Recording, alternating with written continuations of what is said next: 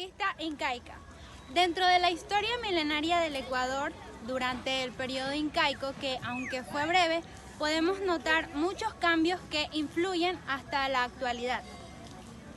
Podemos decir que Pachacútec Inca Yupanqui se debe considerar como el fundador del Tahuantinsuyo. Él realizó obras como la organización del Estado interno y también expandió su imperio desde el lago Titicaca en la parte sur hasta las actuales fronteras del Ecuador en la parte norte. Su hijo, Topa Inca Yupanqui, o más conocido como Tupac Yupanqui, también expandió el imperio de su padre desde el altiplano ecuatorial y se puede decir que hasta Quito. Pero él se regresó a las costas peruanas y logró reinar Chimú y Chincha Chumiscansu. Para el imperio incaico, aceptar estas muestras de buena voluntad era someter a todo su imperio, y por esto las posteriores muestras aborigen eran consideradas rebeliones, que debían de ser eliminadas a fuerza de armas. Estas acciones de castigos fueron constituyendo la segunda fase de la conquista incaica. Y todas estas guerras y conflictos bélicos pasaron entre los caranquis, otavalos, cochasquis y chamberri, y esto duró alrededor de 15 años. Fue Tupac Yupanqui quien inició todas estas conquistas desde la finalidad de la década del siglo XV. La parte del sur de Ecuador fue donde más los incas tuvieron dominios. En la parte de las costas y en la Amazonía no se vieron mucho. Tanto fue su dominio en el sur del Ecuador que Tomabamba y Quito fueron los ejes políticos más importantes que tuvo el imperio inca. A lo largo de los años que tomó la conquista inca, ellos ya no querían seguir combatiendo, así que Huayna Cápac les ofreció darle muchos regalos para que estos fueran a su última batalla. Esto se dio para poder conquistar el norte, el extremo del norte bajo de lo que fue el Tahuantinsuyo, pero la alianza se rompió por el sometimiento de los otavalos. Después de lo cual las tropas incas avanzaron al Cochasqui, el Cayambe, hacia Pasillo y en Cochicancri hasta llegar a Sacapamba, a las orillas de un lago. Es aquí donde se da la batalla final, lo que fue llamado Yaguarcocha, lago de sangre. Esto se dio entre las batallas de los Cayambes y los incas, siendo vencidos los Cayambes. Como las aguas se tiñeron de sangre, fue el nombre que se les dio de Yaguarcocha, lo que significa en quichua. Durante esta guerra persistieron tantos hombres caranquis que a lo largo de este tiempo, este grupo étnico fue conocido como los Huambracuma, y por estar compuesto de niños. Muchos vencidos salvaron su vida refugiándose en Oyacachi y otros lugares en las selvas orientales. Los sobrevivientes cayambes fueron despojados de sus tierras, las cuales pasaron a ser propiedad estatal. Los dividieron en dos partes. Una mitad de ellos fueron llevados hasta donde es actualmente el centro de Perú, para que se encarguen de los cultivos de los cocales del Inca, mientras que la otra mitad, que permaneció en su comarca, formó parte de un grupo llamado Yanaconas, que se dedicaban a hacer lo que era el cuidado de las tierras del Incario.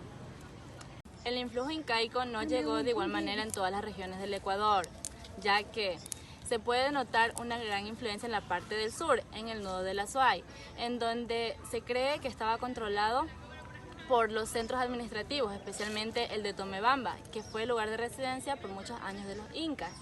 Asimismo, tenemos que en la costa fue muy escasa la presencia de los incas. Solamente se presentaron en lo que fue la parte del sur y la isla Puná, que eran controladas directamente por las tierras del Incario, mientras que se cree que los mercaderes manteños eran controlados indirectamente desde la isla de La Plata. En la isla de La Plata se cree que hubo un centro religioso y es donde controlaban las rutas de comercio marítimo. En la región central y norte de la Sierra Ecuatoriana se dice que la ocupación del Inca se fundamentaba en una red de centros administrativos que estaban situados a lo largo del Capañán o Camino Real. Su ubicación era estratégica, pues no solo controlaban comarcas, sino que también eran el centro del comercio, que unían regiones lejanas. Cuando se dominaban sitios importantes en las rutas de intercambio, ese dominio se expandía a lo largo de regiones articuladas y a ese centro se lo llamó rector del comercio. Grupos autóctonos utilizaron la lengua quichua como lengua interétnica y también utilizaron la lengua quichua para las relaciones comerciales. A pesar de que seguían utilizando su lengua materna entre sí. También se sabe que la lengua quichua indígena se la dio gracias a doctrineros españoles que lo utilizaron durante la colonia con fines de evangelización. Ellos apoyaban la administración imperial. Los grupos de Mimacuna eran trasladados desde el centro de Perú hasta Bolivia. Ellos cuidaban los grandes centros de administración como Quito y La Tacunga. Los curacas, que permanecían en sus oficios, generalmente no podían tener de sus bienes, ya que la administración incaica era la que se llevaba gran parte de sus ingresos. Los súbditos tenían que estar siempre al pendiente y estar listos, ya que el Estado se los llevaba a los hombres. A los hombres los utilizaban para los soldados, para las guerras, mientras que a las mujeres los encerraban en unas comunas, hasta que los lleve un civil o un militar. En el campo económico, el imperio inca produjo algunos cambios. Se puede mencionar la extensión de los cultivos con riego y terrazas y la expansión de la frontera agrícola. El cultivo tuvo mayor auge durante el Tahuantinsuyo y el Estado mantuvo el control sobre el pueblo para garantizar la productividad. Y eso produjo una eficaz solución para los problemas de vivienda, vestimenta y seguridad de la población, lo que alcanzaba más de 8 millones de habitantes. Otro pilar económico era la ganadería. La ganadería se sustentó por dos camelidos, las llamas y las alpacas. De estas se extraía la carne como alimento y la lana para la elaboración de increíbles vestimentas y decorativos. También se utilizaron animales para medio de transporte y animales de carga. El Inca, en su intento de ser un estado culturalmente uniforme, se sirvieron de dos medidas: la introducción de la lengua quichua como lengua general y el culto al sol como religión del Estado. En la arquitectura, por ejemplo, los arqueólogos han encontrado varias partes de lo que es la cerámica imperial y cerámica mixta, que era fabricada en ese tiempo con estilo de barro y hechicería de barro, de agua y manantial de la costa sierra ecuatoriana. Se dice que en la sierra sur de La Tacunga, en la parte de Incapirca, en Tomebamba y en los muros incaicos, se encontraba varias edificaciones como es la arquitectura. El Zampa Inca era la máxima autoridad de este imperio. Era considerado como el hijo del sol. Este rango solo podían estar a cargo las personas adultas de todos los hombres. Él se podía casar con varias mujeres, pero a su esposa principal se le denominaba Coya.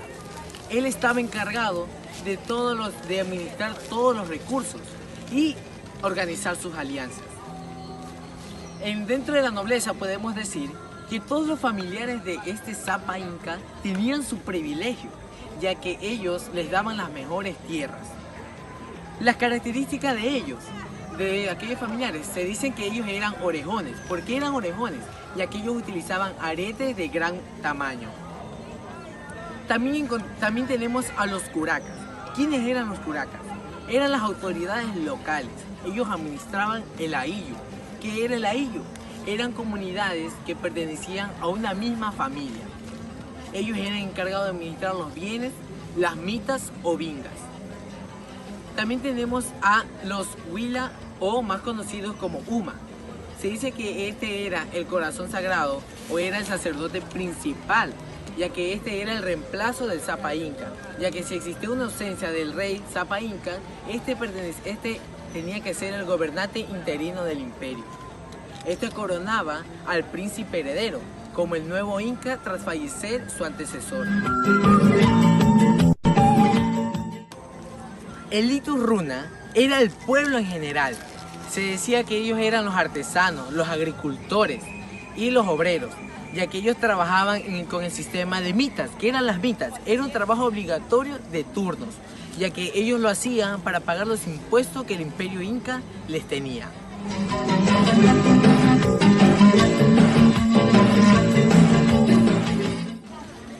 Los ayas. Los ayas eran mujeres de singular belleza. Nosotras éramos escogidas para servir como esposas del inca. O también de los curacas, siempre y cuando el inca se lo permitiera. Existían 3 tipos de ayas: ayas del sol, ayas del estado y taqui ayas. A continuación, los mitimaes. Los mitimaes eran grupos de familias extraídas de sus comunidades por autoridades del imperio inca para que cumplan funciones políticos, sociales, culturales y económicos.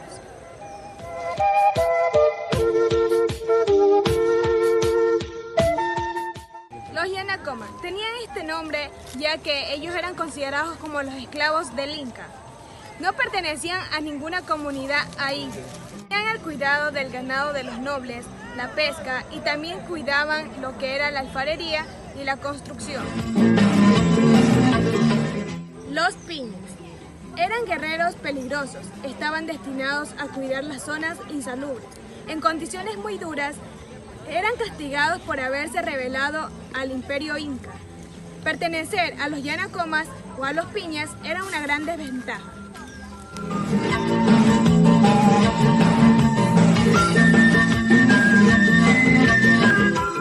La arquitectura inca. La arquitectura inca incluye todas las construcciones que se realizaron en el imperio inca antes de la llegada de los españoles. Para eso se usaron las piedras, los ladrillos y el adobe. El adobe es una especie de ladrillo de barro que no se cose, solo secado al aire. La arquitectura se destacó por su solidez, sencillez y simetría. Además de esto, ellos realizaron bocetos y maquetas para poder medir sus construcciones. Los tipos de arquitectura. La solidez fue una de las favoritas de los incas, en donde ellos cogían las piedras, las pulían y les daban forma. La sencillez. Ellos no utilizaron decoraciones tan llamativas, solo usaron el oro y las piedras preciosas. La simetría. En la simetría ellos le daban a las piedras formas geométricas. Tipos arquitectónicos. Los tipos arquitectónicos eran de acuerdo a su definición en las paredes y los muros, donde las piedras tenían diferentes tipos de forma.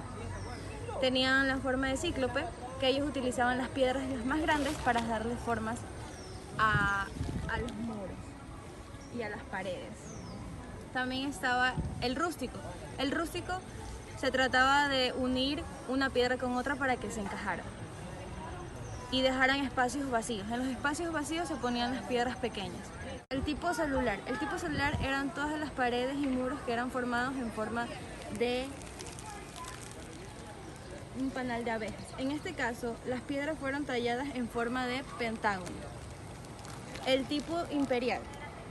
Las construcciones de tipo imperial se caracterizaron por el uso de piedras de altura regular que fueron colocadas en filas horizontales.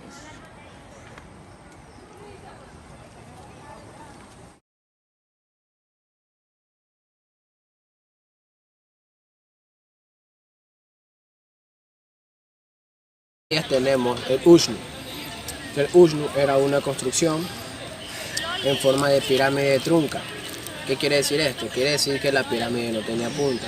También estaba construida por rocas o piedras de figuras rectangulares. Estaban construidas por piedras almohadilladas y también las paredes eran de doble. Bien, también tenemos el Atyahuasi, que significa Casa de las Escogidas. ¿Qué quiere decir esto? Que en estos territorios, en estas construcciones, había mujeres de singular belleza, la cual eran escogidas para servirle al Inca o al Inti, que significa Dios del Sol.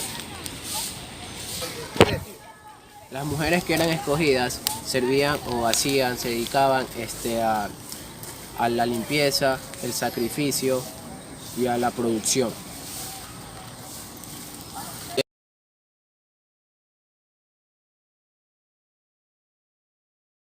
El Capañac es un sistema vial andino que se fue considerado la columna vertebral de tanto político y económicamente del Tahuantinsuyo. Tenía más de 30.000 kilómetros de largo y pudo conectar pueblos desérticos con la humedad del Amazonía. Su gente tenía una gran armonía con el Capañán por su adaptación al complejo del paisaje andino. Tuvo y tiene diversas actividades que van con lo cotidiano y con lo ritual. Además, también lo utilizaban para trasladar a personas y bienes y recursos. En la actualidad aún se mantienen en este sistema. Las rutas del Capañán están conformadas por 6 países. Recorre Argentina, Chile, Bolivia, Perú, Ecuador y Colombia.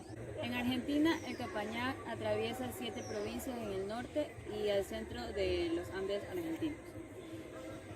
Ellos construyeron entre 2.500 y 3.000 kilómetros de carretera para poder llegar a carreteras chilenas. En Chile es un sistema vial planificado en donde podemos encontrar diversos sitios arqueológicos en los que se manifiesta la explotación minera. En Ecuador el sistema vial estaba planificado en territorios del avance inca, en lo que es el actual territorio ecuatoriano.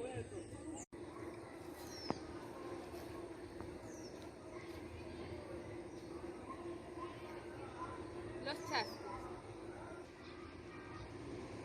Los chasquis eran mensajeros en el Imperio Incaico. Formaban la cadena de comunicaciones del Imperio Inca. Estos corrían por los caminos incas a grandes velocidades. Eran criados desde muy pequeños y enseñados desde muy pequeños a tener habilidades o a adaptar habilidades para poderse convertir en chasquis. En una de las habilidades es tener buen atletismo, tener excelente físico para poder correr, tener fuertes pulmones para poder respirar y mantener el aire. El término griego de los chasquis es chasqui con K y con Q, que significa recibe o dar. Los mensajes que los chasquis transportaban eran cifrados por los quipus, en donde contenían información personal, documentación o contenido de logística, entre otros. Una pequeña representación de cómo transportaban los chasquis sus mensajerías. Estos por medio de postas. La incaización de Latinoamérica no llegó a su término, pues fue interrumpida por la conquista española. En 1528 muere Huayna Cápac en su residencia favorita Tomebamba. La causa de su muerte probablemente fue una infección de viruelas, que se dice que esta enfermedad fue traída por los primeros exploradores españoles a la costa. Luego de esto hubo una disputa por la sucesión del trono, ya que esto era muy normal en la historia incaica.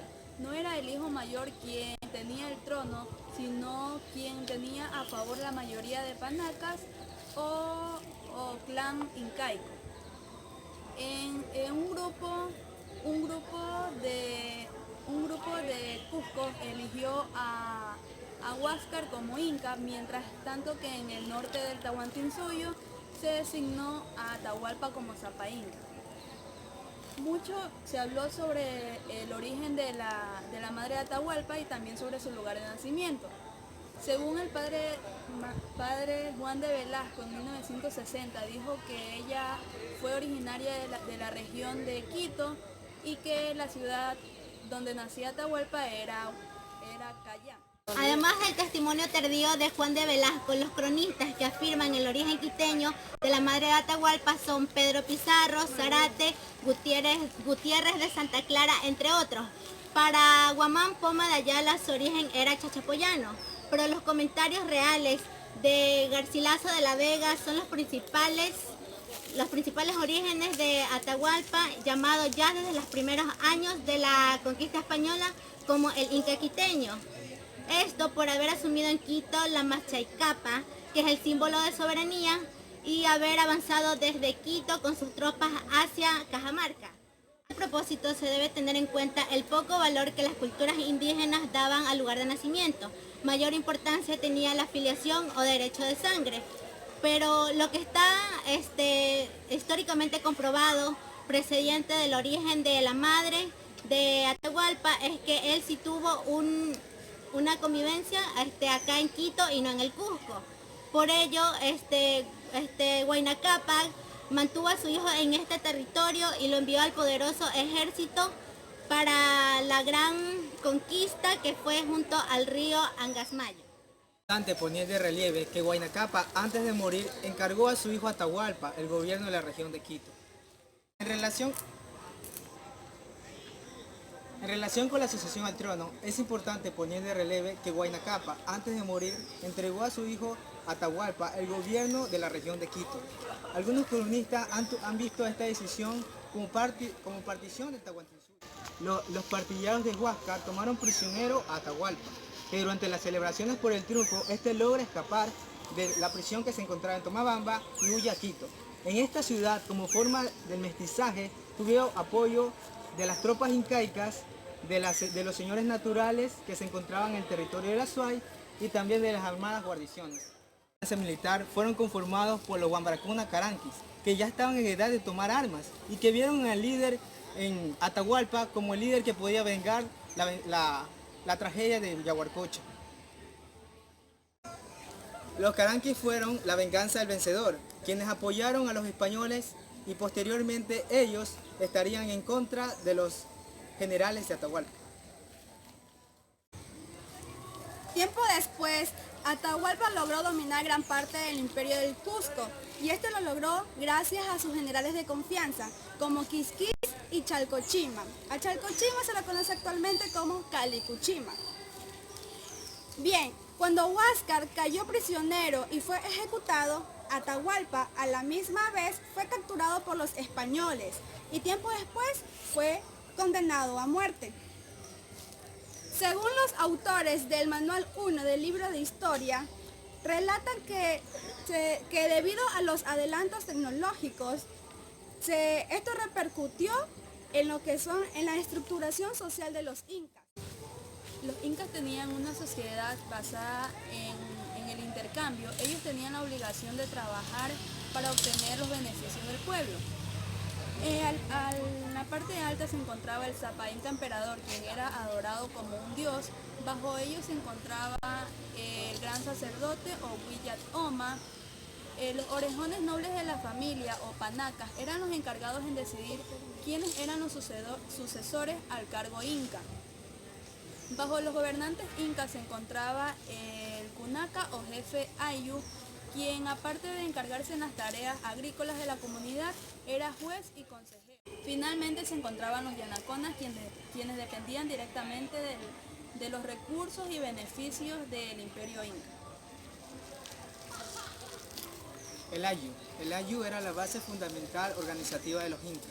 El Ayllu era un clan formado por grupos emparentados. Ellos se podían casar si tenían en común sus creencias, sus tradiciones y sus cultos. El sistema administrativo inca generó un amplio nivel de funcionarios, cuyos miembros pertenecían en un principio a los punacas reales, y mientras que se ampliaba el imperio, se completó con los punacas locales de los territorios conquistadores. De esta manera, cada asentamiento tenía su propio jefe, acompañado de un curaca que gobernaba el territorio. La organización del imperio estaba organizada por los nobles reales, es decir, por los orejones. Los incas tenían un sistema muy complejo en el cual dividía sus espacios sagrados en torno al Cusco. Es decir, el Chinchaysuyo al norte, el Collasuyo al sur, el Antisuyo al este y el Contisuyo al oeste. La población de los incas estaba organizada por un sistema decimal, en donde tenían grupos de 10, de 500 y de 1000 familias. Estos estaban a cargos de personas cada vez más prestigiosas hasta llegar al curaca.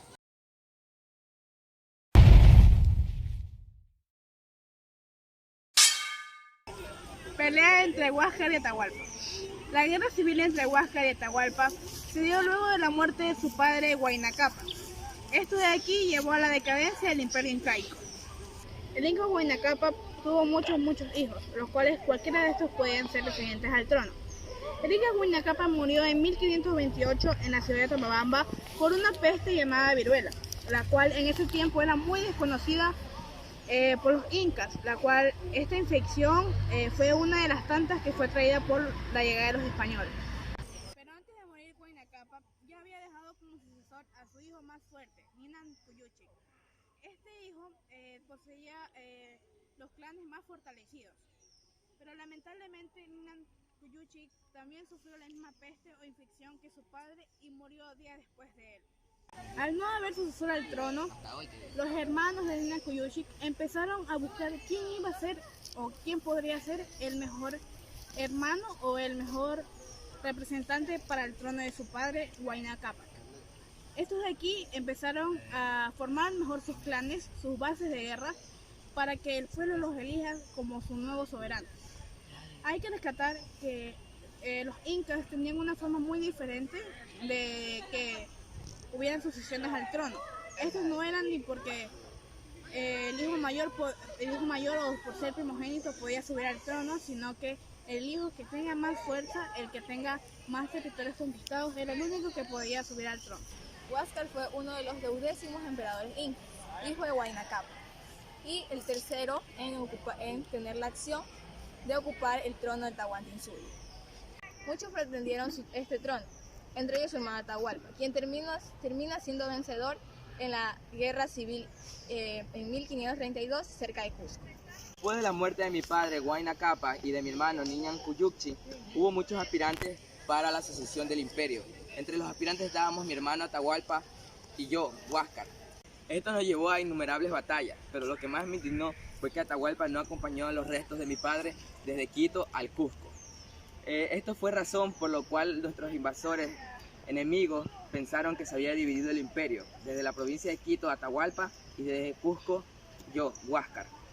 El objetivo principal de los enemigos españoles era conquistar Tomebamba, pero al principio yo iba ganando, donde pude apresar a mi hermano Atahualpa, pero por desgracia este pudo escapar.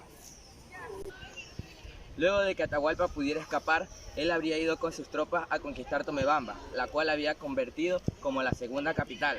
Luego de esto mandé a apresar a Huáscar, donde en 1532 lo asesinaron, mis hombres. Pero por el mismo tiempo, yo fui capturado por los españoles, liderado por Francisco Pizarro junto a 158 soldados más.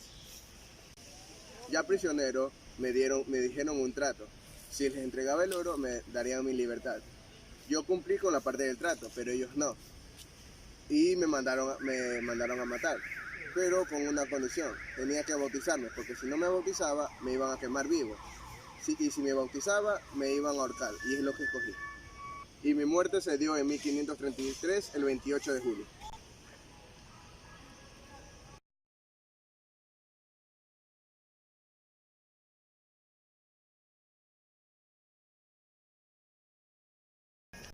Mi hermano Huáscar en 1532 fue arrestado por mis hombres. Luego de esto, por el mismo tiempo, yo fui arrestado por los españoles liderados por Francisco Pizarro y junto con 158 soldados de él. Cuando me apresaron, Huáscar, luego de esto mandé a apresar a Huáscar, donde en 1532 lo asesinaron, mis hombres. Pero por el mismo tiempo, yo fui capturado por los españoles, liderado por Francisco Pizarro junto a 158 soldados más. Ya prisionero, me dijeron un trato. Si les entregaba el oro, me darían mi libertad. Yo cumplí con la parte del trato, pero ellos no. Y me mandaron a matar, pero con una condición. Tenía que bautizarme, porque si no me bautizaba, me iban a quemar vivo. y si me bautizaba, me iban a ahorcar, y es lo que escogí. Muerte se dio. Muriendo en 1533, el 28 de julio. Se dio. Sí, mi muerte se dio. Y mi muerte se dio en 1533, el 28 de julio.